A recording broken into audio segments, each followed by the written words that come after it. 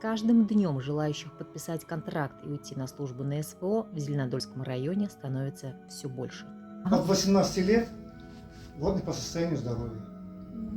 Критерии.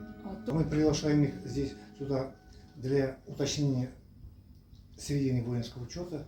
После этого мы сверяемся, после сверки им предлагаем для прохождения службы по контракту. Если человек соглашается, мы оформляем документы в течение 2 дней. Оформляем и направляем в пункт отбора по контракту в город Казань.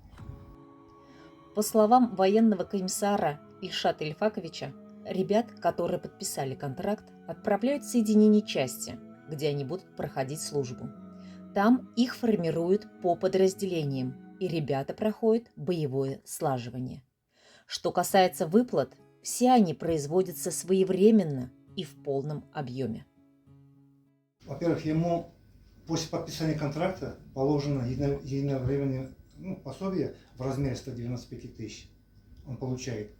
Затем мы его направляем уже в часть. Части уже будут идти в зоне боевых действий от 200 и более будет получать. У нас мобилизованно проходит службу прекрасно. Вот командир отзывается о наших ребятах, они с достоинством и честью выполняют свой воинский долг, и командиры нам присылают благодарственные письма. Организованно автомобильным транспортом довозим на пункт отбора, там их оформляют, мы по именным спискам передаем им, и затем они убывают уже непосредственно в части. 27-летний зеленодолец Антон сегодня отправился служить по контракту. Антон закончил 10-ю гимназию нашего города, затем получил среднее специальное образование. Решение пойти служить по контракту в семье Антона поддержали. Желаю успехов, самое главное, живым и здоровым вернуться к нашим началям. Благодарю. Да, удачи тебе. Антон, сколько тебе лет? 20.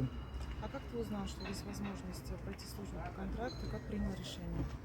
Через интернет и людьми. Как у тебя отреагировали твои близкие, друзья? Нормально. Они рады за тебя? Да. Антон, как многие настоящие мужчины, оказался немногословным. Возвращайся домой живым, здоровым и с победой. Удачи тебе!